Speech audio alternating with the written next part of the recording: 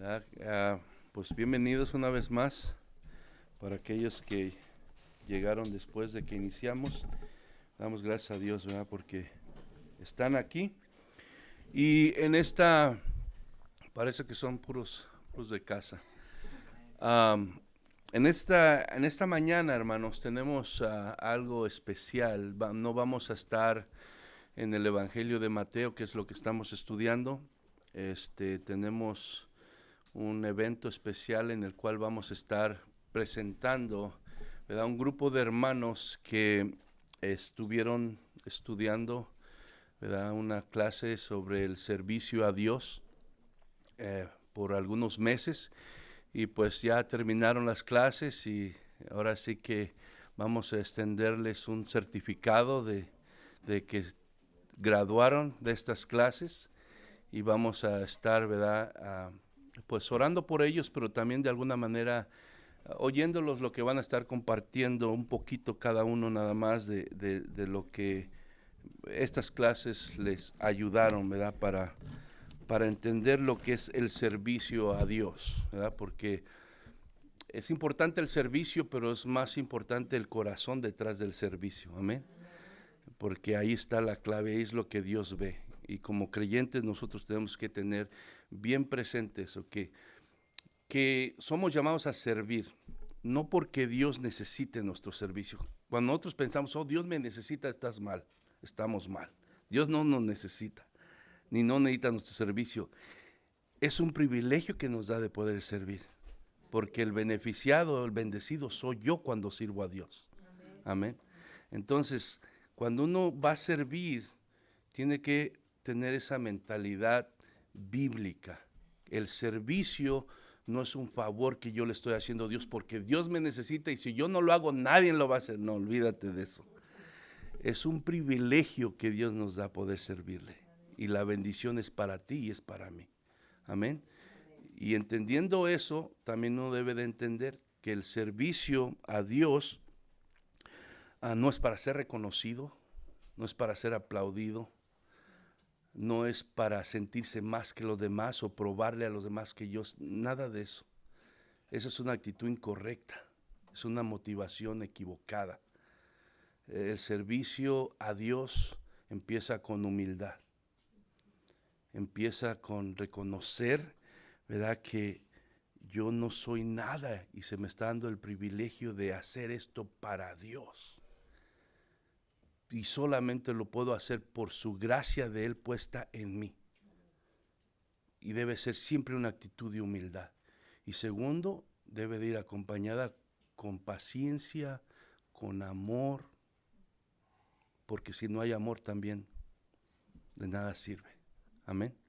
Todo lo que Dios ha hecho por nosotros es por amor. Amén. Y entonces nosotros debemos recordar eso. Y por eso vamos no es una enseñanza en sí, ¿verdad?, con todos los detalles que voy a dar ahora, solo estoy tratando de usar unos 20 minutos, ya me ocupé 5, pero solamente apoyando lo que vamos a hacer ahora, amén. Entonces vamos a ir a Efesios capítulo 4, verso 1 al 16. Y le he titulado hoy, como le digo, no es una enseñanza completa, pero voy a tocar unos puntos, viviendo con propósito, porque todo creyente debe de entender eso, que ha sido rescatado. Dios no pidió, oh, tienes que cambiar, tienes que hacer esto, nada, te aceptó como tú estabas, pero ahora, ¿verdad?, si verdaderamente estás en Él, debes de entender que tienes un propósito. Tienes un propósito en los planes de Dios, y debemos de entender que nosotros debemos de buscar cumplir ese propósito que Dios tiene para nuestras vidas, amén. Entonces, Efesios capítulo 4, verso 1 al 16, dice así en el nombre de Jesús: yo pues, preso en el Señor, os ruego que andéis como es digno de la vocación con que fuisteis llamados, con toda humildad y mansedumbre, soportándoos con paciencia los unos a los otros en amor, solícitos en guardar la unidad del Espíritu en el vínculo de la paz. Un cuerpo y un espíritu, como fuisteis también llamados en una misma esperanza de vuestra vocación. Un Señor, una fe, un bautismo, un Dios y Padre de todos, el cual es sobre todos y por todos y en todos. Pero a cada uno de vosotros fue dada la gracia conforme a la medida del don de Cristo.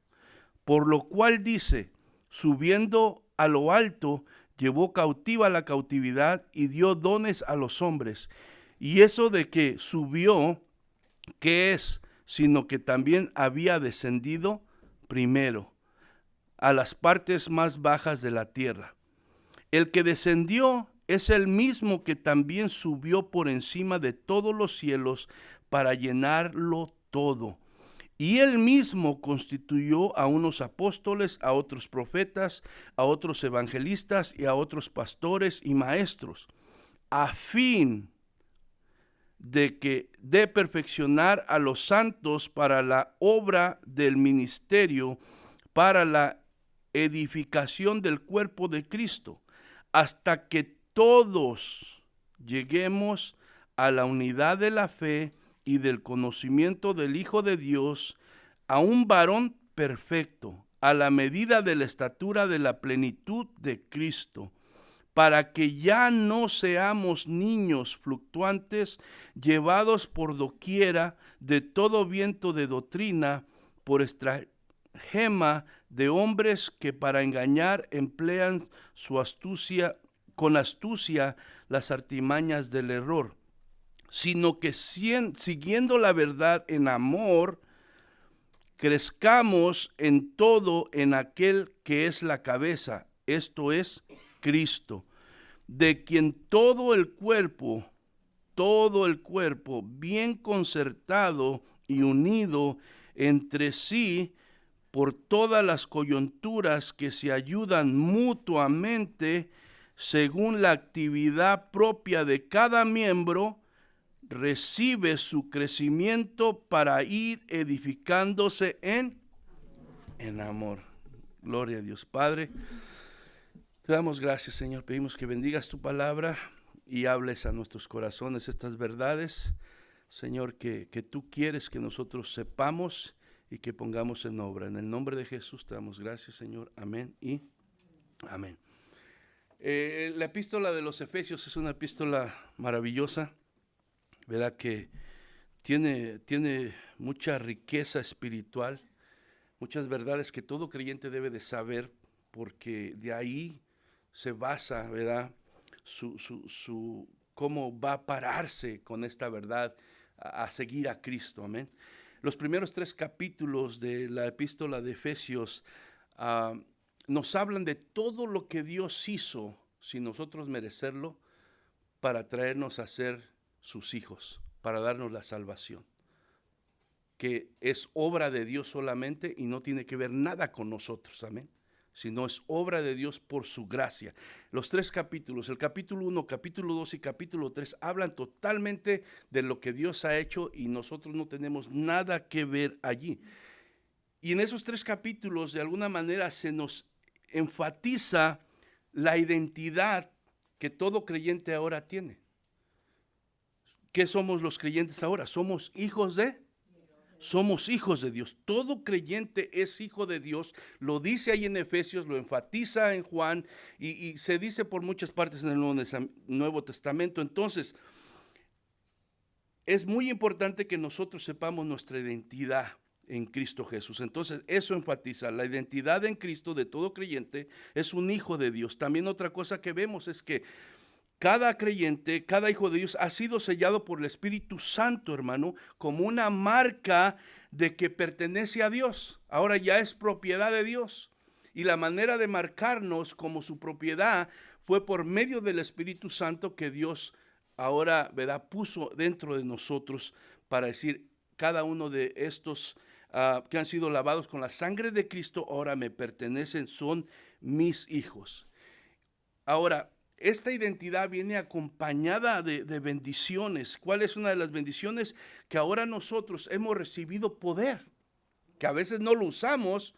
Eso no es porque Dios no nos lo haya dado, Es porque nosotros no hemos entendido que ya tenemos el poder. Le pedimos el poder a Dios y dice Dios, ya te lo di. Dice, el mismo poder que resucitó a Jesucristo de los muertos está en ustedes. El mismo que obró para levantarlo de la tumba está en ustedes, en todos aquellos que son mis hijos.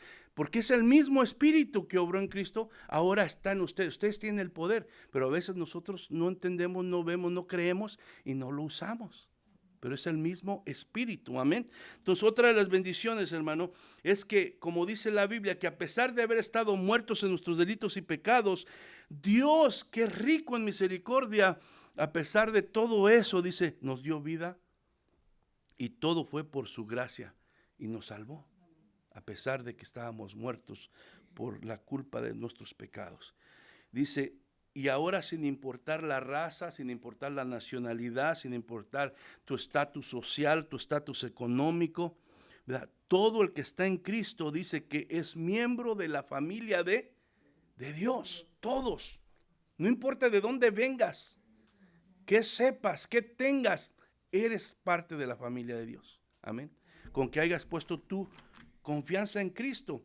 Entonces, estas son verdades que el libro de Efesios nos dice en los primeros 3 capítulos, pero ahora los otros 3 capítulos nos hablan de cómo nosotros como creyentes, si verdaderamente, ¿verdad?, nuestra identidad está en Cristo, hemos nacido de nuevo, somos hijos de Dios, tenemos el Espíritu Santo.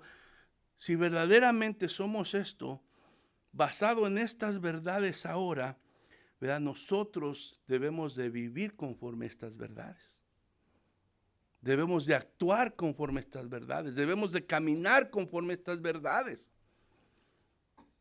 Entonces, el capítulo 4, verso 1, Pablo empieza, yo pues preso en el Señor os ruego que andéis como es digno de la vocación con que fuiste llamados. En este versículo, hermano, Pablo está haciendo un llamado a todo cristiano. ¿Cuál es el llamado que Pablo está haciendo a todo cristiano? A vivir de acuerdo con su fe y su propósito. Esto es lo que vemos en el versículo 1 del capítulo 4, que Pablo hace un llamado. Si tú eres creyente, si tú eres hijo de Dios, si el Espíritu Santo vive en ti y tú dices que estás en la fe de Cristo, entonces tú debes de vivir conforme a la fe y al propósito que Dios tiene en tu vida. Tú debes de vivir de esa manera. Por lo que tú eres, por tu identidad. Pablo está hablando de lo que ha aprendido de Dios, más aparte, ¿verdad?, de lo que él está viviendo con su propia vida. Pablo es un ejemplo. Pablo estaba, ¿verdad?, comprometido a vivir lo que creía.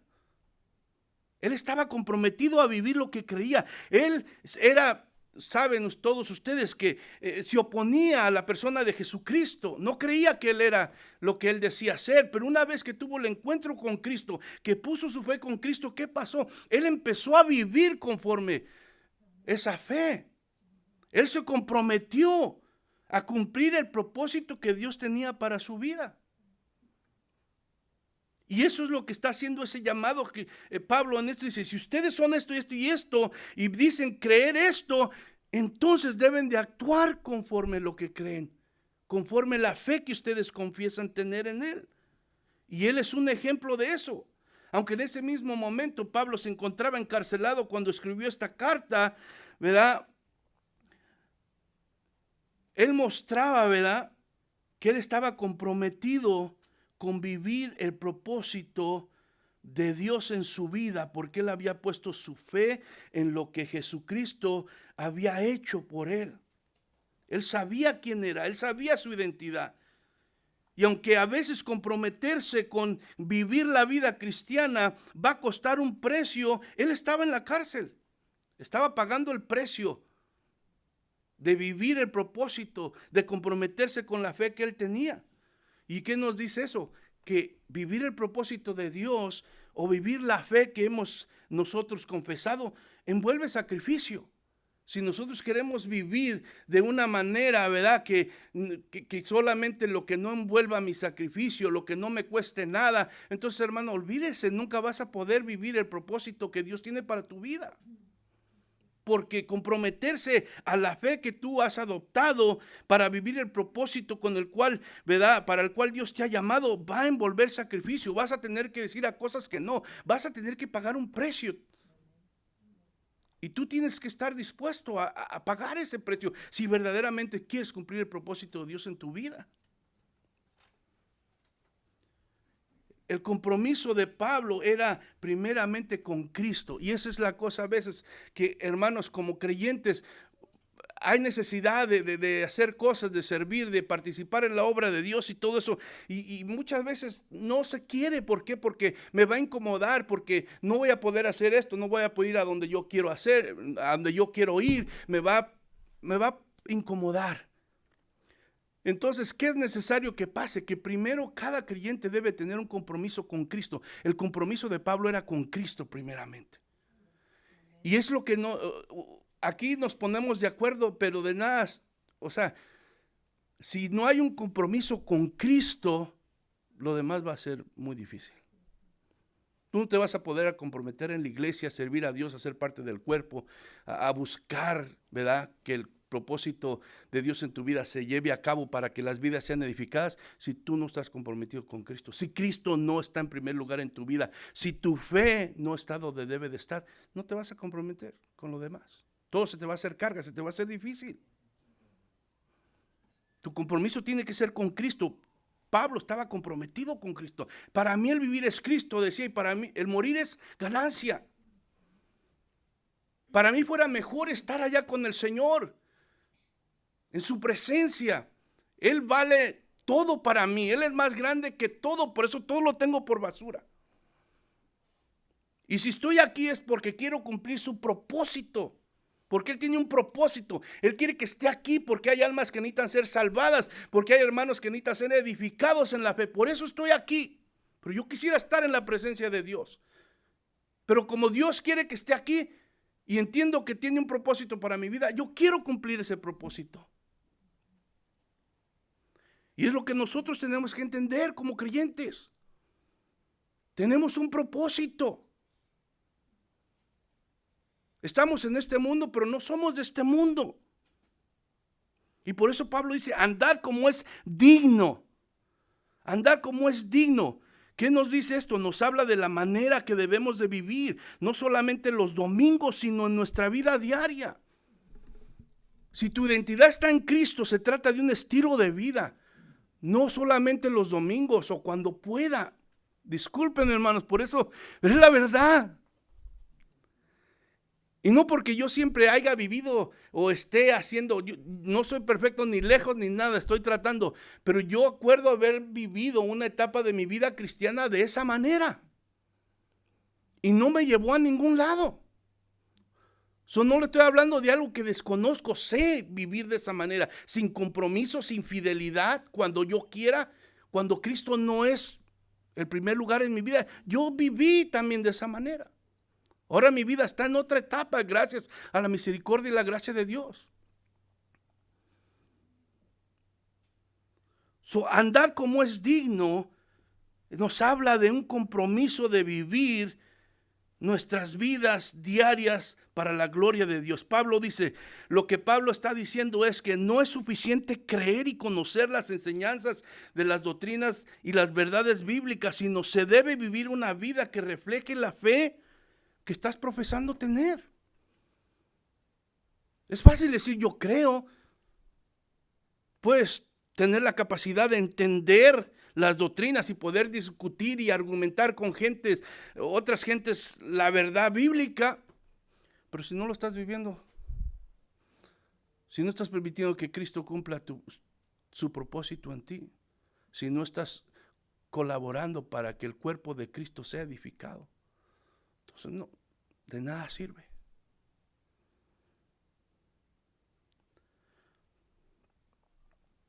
Dice, andar como es digno de la vocación con que fuiste llamados. Pablo está diciendo que cada creyente tiene un llamado de Dios. Y ese llamado es a ser parte de su familia, pero también es, ¿a quién no le gusta ser parte? Cuando dijeron, ¿cuántos son parte de la familia? Y Dios, gloria a Dios. Pero ese privilegio dice, también te lleva a ser parte de su misión. Tú no puedes ser parte de su familia y decir que le sigues y no querer ser parte de su misión. Él vino con una misión. Y ahora que Él se fue, nos encomendó esa misión a nosotros. Si tú y yo no la llevamos a cabo, entonces no estamos cumpliendo con el propósito de Dios. Vamos a leer otra vez del verso 1 al verso 6. Dice, yo pues, preso en el Señor, os ruego que andéis como es digno de la vocación con que fuiste llamados, con toda humildad, mansedumbre, soportándoos con paciencia los unos a los otros en amor, solícitos en guardar la unidad del Espíritu en el vínculo de la paz. Un cuerpo, un espíritu, como fuisteis también llamados en una misma esperanza de vuestra vocación, un Señor, una fe, un bautismo, un Dios y Padre de todos, el cual es sobre todos y por todos y en todos, dice. ¿Qué nos dice esto? Que, hermano, la unidad no es algo que nosotros, ¿verdad?, vamos a formar. Ya estamos unidos. Si tú estás en Cristo, tenemos un solo Señor, un solo Espíritu, una sola esperanza. Ya estamos unidos, pero nosotros muchas veces queremos separar lo que Dios ya unió. Y la unidad en el cuerpo es muy importante porque es un solo cuerpo. Somos muchas partes, pero es un solo cuerpo.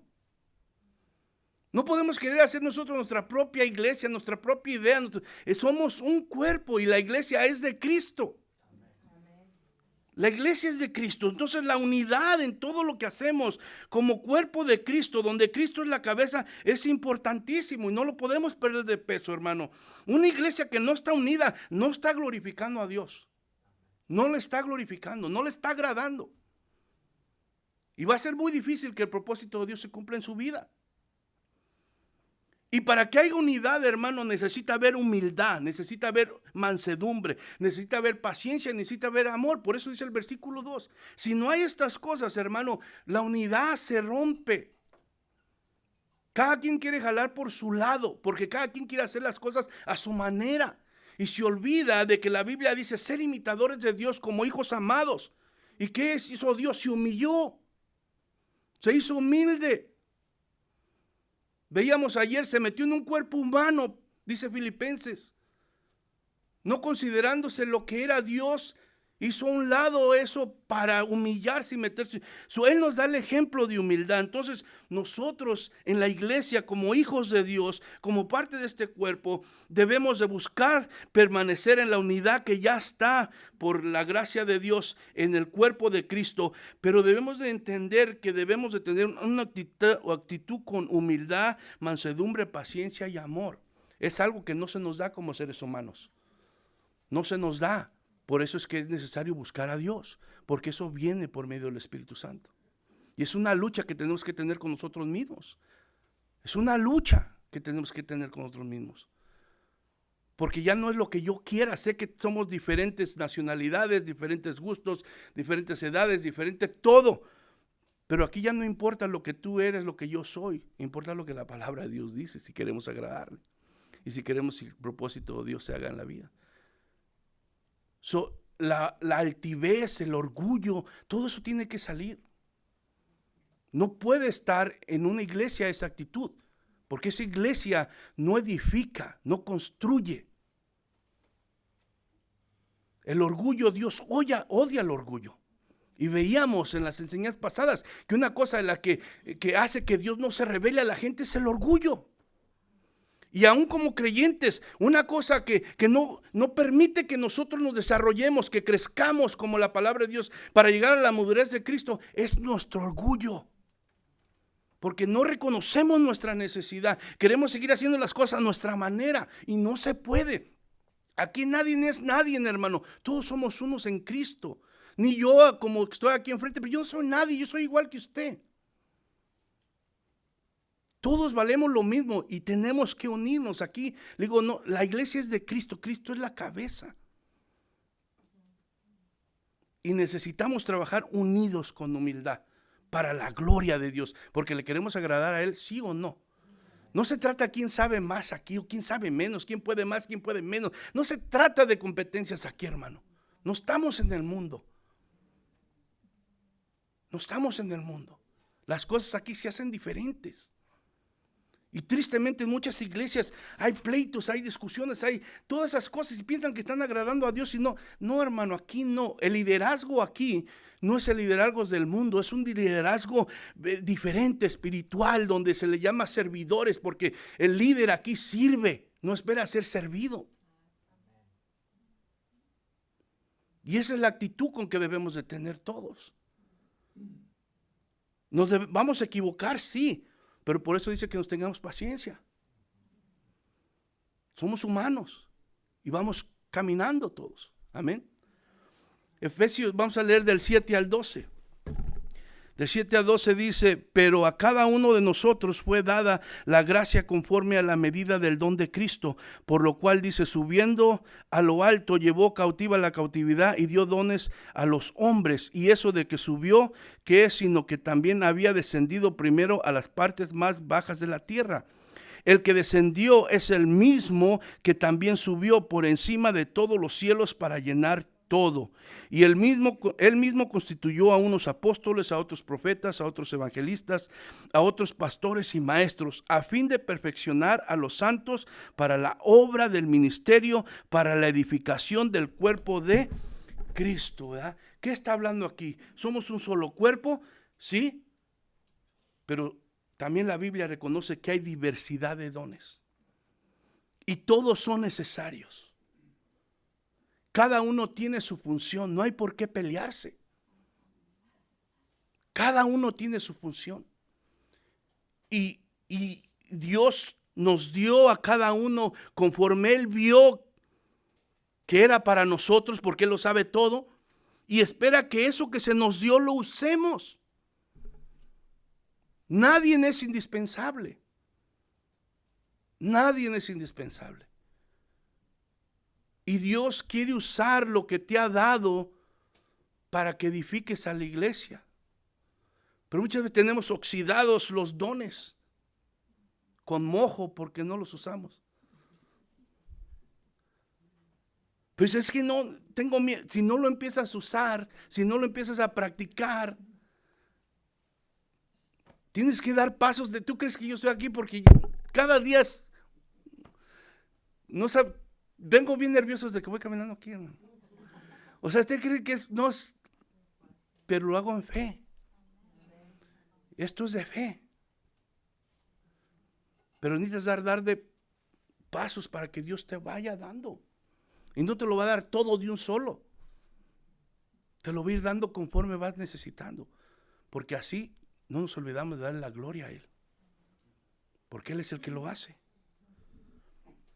Aunque la unidad del cuerpo de Cristo es fundamental, la palabra de Dios es clara respecto a la diversidad entre el mismo cuerpo que es la iglesia. Cada miembro ha recibido dones específicos de acuerdo a lo que Cristo ha dado. Estos dones no son solo para su propia ¿verdad? Y personal beneficio, no, sino para la edificación de la iglesia. Para eso Dios te ha dado ese don. Para que edifiques a la iglesia, para que lo uses. Y si tú no lo usas, la iglesia no está siendo edificada como debe ser. No, pues al cabo el pastor está predicando, el hermano Ulises está yendo a evangelizar y el hermano Juan está, ¿verdad?, dando clases de discipulado. Hermano, tú eres necesario. Hay muchas cosas que se necesitan hacer en el cuerpo de Dios. Tú eres necesario en el cuerpo. Por eso dice la palabra en otra parte de la escritura que el ojo no le puede decir al pie o el oído a esto, no te necesito. Todas las partes se necesitan. Son importantes para que todo el cuerpo funcione bien.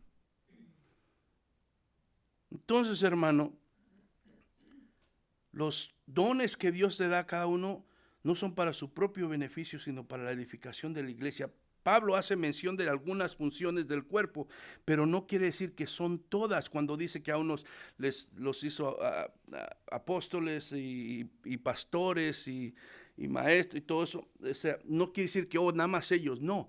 no menciona todo, pero hay mucha diversidad. En otro libro de la Biblia lo dice.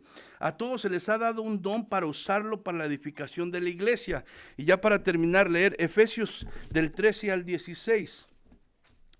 Dice, hasta que todos lleguemos a la unidad de la fe y del conocimiento del Hijo de Dios, a un varón perfecto, a la medida de la estatura de la plenitud de Cristo, para que ya no seamos niños fluctuantes, llevados por doquiera de todo viento de doctrina, por estratagema de hombres que para engañar emplean con astucia las artimañas del error, sino que siguiendo la verdad, en amor crezcamos en todo, en aquel que es la cabeza, esto es Cristo, de quien todo el cuerpo bien concertado y unido entre sí por todas las coyunturas que se ayudan mutuamente según la actividad propia de cada miembro, recibe su crecimiento para ir edificándose en amor. Entonces, ¿qué nos habla esto? Nos habla del propósito de lo que hemos mencionado atrás. El propósito y la meta de todo lo que hemos mencionado es el crecimiento espiritual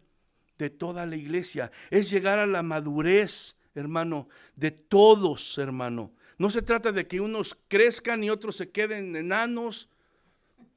No, se trata de que todos crezcamos. Amén. Que lleguemos a la madurez, al conocimiento de Cristo, para que no seamos arrastrados por las diferentes doctrinas de error o aún por nuestros propios sentimientos. Que muchas veces, como no conocemos bien la palabra, nos dejamos llevar por nuestros sentimientos y nuestras emociones y le creemos más a nuestro corazón que a lo que dice la palabra de Dios. Y por eso no podemos crecer.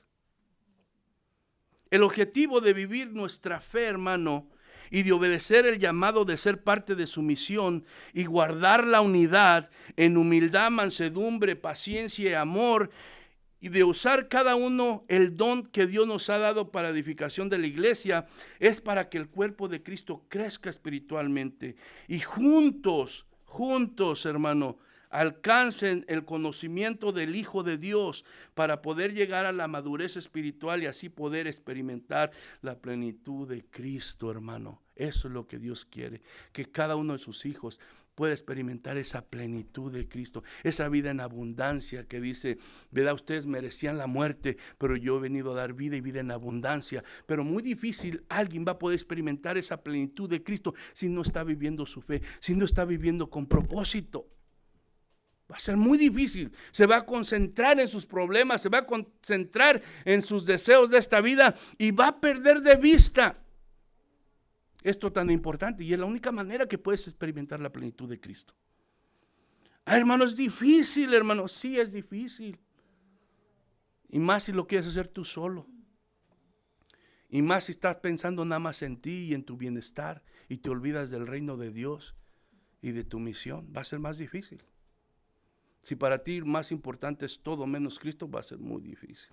No vas a poder. Todo va a venir a ser primero. Entonces el verso 16, hermano, ya para terminar, dice,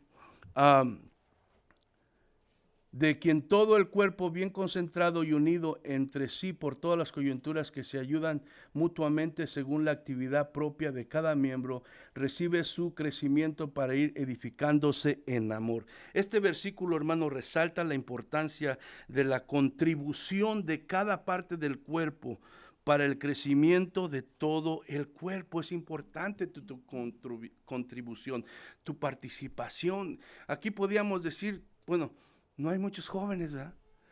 Podríamos decir, pues hermano, ya estamos todos, ¿verdad? En una edad que Dios te puede usar. ¿Qué decía Abraham? ¿Verdad? ¿Qué decía Zacarías? Y ¿qué decía? Todos los que, pero es que no eres tú, es Dios. Y Dios lo único que quiere es un corazón que se disponga. Y si tú te dispones y le crees a Dios